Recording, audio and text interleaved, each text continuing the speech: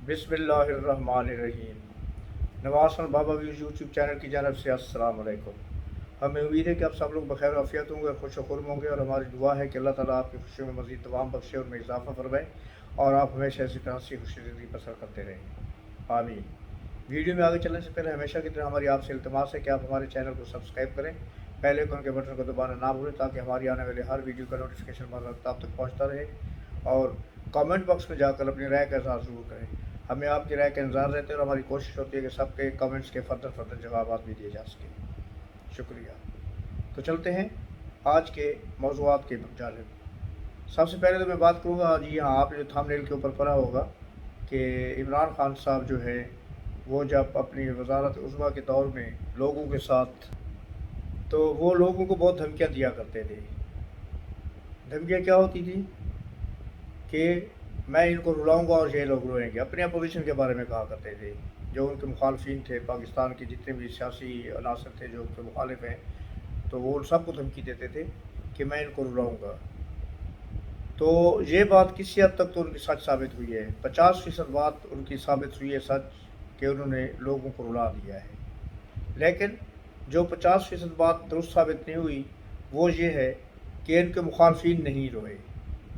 उन्होंने जेलों में वक्त गुजारा, उन्होंने मुसीबतों का सामना किया, उन्होंने हर किस्म का रियासती तशद्दुद और जबर बर्दाश्त किया, लेकिन रोना उन्होंने आँखों में आंसू नहीं है और ना ही वो लोगों के सामने फूट कर रोए। तो जहाँ तक रोने की बात है, जो 50% दुरुस्त साबित हुई है वो ये हुई है कि लोग रोए तो हैं, मगर रोया कौन है?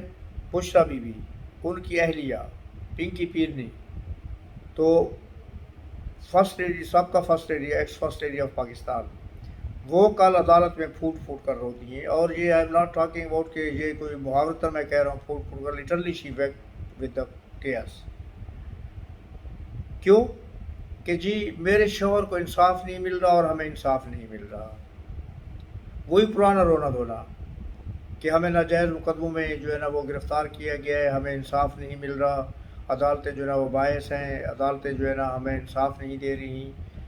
लेकिन बुशरा भी शायद ये भूल गई हैं कि ये अदालतें जो हैं, जितना इंसाफ उनको इन अदालतों से मिला है, शायद किसी और अदालतों से किसी और को नहीं मिला, ना ही इन अदालतों से किसी और को मिला है।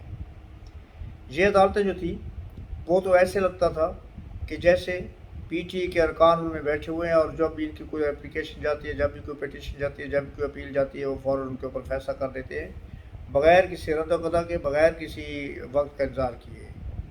ऐसा भी हुआ है कि सुबह आपने दरख्वास्त जमा कराई और 3 बजे के बाद उसकी हेयरिंग, 3 घंटे के बाद दरख्वास्त को जो है ना कास्ट लिस्ट में शामिल करके अर्जेंट बेसिस पर उसकी सुनवाई हुई। ये आज तक किसी और के साथ नहीं हुआ। आपको याद रखना चाहिए, आपको याद करना चाहिए कि जब आपके मुखालफिन जेलों में पड़े हुए थे, जब आपके दौर में ख़वातीन को उठाकर जेलों में बंद किया जा रहा था, जब आपके दौर में बाप के सामने बेटी को हथकड़ियाँ लगाई जाती थी, जब आपके दौर में किसी की बहन को हॉस्पिटल से रात को 12 बजे बालू से घसीट कर जेल में ले जाया जाता था, तो उस वक्त इंसाफ कहाँ था? क्या वो इंसाफ था? अगर वो इंसाफ था तो फिर ये भी इंसाफ है। फिर आपको ना तो रोना चाहिए, ना ही कोई वावेला करना चाहिए, और ख़ामोशी से आप अपने मुकदमात जो है उनका सामना करें। फिर उसी ज़बान से ही, उसी वक्त ही वो एक और दुखड़ा भी रो रही थी कि जी हमारे वकील कुछ नहीं कर रहे, ना हमारे वकील कुछ कर रहे हैं, ना बाहर के वकील कुछ कर रहे हैं। तो बीवी, फिर आप या तो अदालत को दोष दीजिए, अपने वकीलों को, जब आपके वकील कर ही नहीं रहे। और ये बात मैं बारहा अपने ब्लॉग्स में कह चुका हूँ कि इमरान खान को मरवाने में उनके वकीलों का सबसे बड़ा हाथ है, क्योंकि उनके वकील उनके मुकदमात को सियासी बेसिस पर लड़ने की कोशिश कर रहे हैं, मेरिट के ऊपर उनके मुकदमात की जो है ना उनको दिफा नहीं कर रहे हैं, जिसकी वजह से उनको ये मुसीबतें आई हुई है। अगर मेरिट के ऊपर जो है ना, मेरिट पर उनका दिफा करते, दलाइल देते, और ये बात कुछ ढकी छुपी नहीं है, क्योंकि जब सुप्रीम कोर्ट में इनके केसेस पहुंचे थे और जब काजी फैसल साहब ने ये फैसला किया था, retired chief justice of Pakistan जो थे साहब का, उन्होंने ये फैसला किया था कि केसेस जो है ना सुप्रीम कोर्ट से उनके बराह रास्त जो है ना वो स्ट्रीमिंग होगी, तो फिर उसके बाद साहब ने देख लिया कि इनके वकील वहाँ पर हाथ जोड़कर खड़े होते थे और ऐं बैं शय कर रहे होते थे। जब उनसे किसी सवाल का जवाब मांगा जाता था तो उनके पास सवाल का जवाब ही नहीं होता था।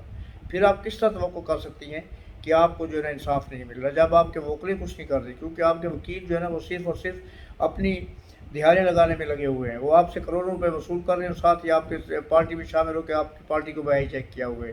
آپ کے وکلا وہ ہیں جو آپ کے جو پرانے نظریاتی سیاسی کارکن ہیں ان کو آگے نہیں آنے دے رہے، ان کو عمران خان سے ملنے تک نہیں دیا جا رہا، کیونکہ عمران خان سے ملنے جاتے ہیں تو وہ صرف گنے چنے وہی افراد جاتے ہیں جو وکلا ہیں، اور وہ آپ کی پارٹی کے مختلف عہدوں پر قابض ہو چکے ہیں، قابض ہو نہیں چکے بلکہ آپ نے خود ان کے حوالے کیا ہے ان عہدوں کو، آپ کے بھائی عمران خان نے خود، آپ کے شوہر عمران خان صاحب نے خود ان کو ان کے حوالے کیا ہے پارٹی کو، تو پھر آپ کسی اور سے کیا توقع رکھ سکتی ہیں؟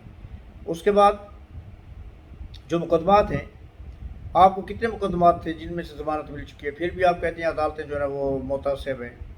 آپ کا صرف اکا دکا مقدمہ رہے گی جس میں ابھی تک آپ کو ان کی سنوائی نہیں، لیکن ان کی ضمانت پر تو ہیں۔ اگر آپ کی عدالتیں ہماری باعث ہوتی، یہ عدالتیں آپ کے متعلق متعصب ہوتی تو آپ جیل سے باہر نہ گھوم رہی ہوتی۔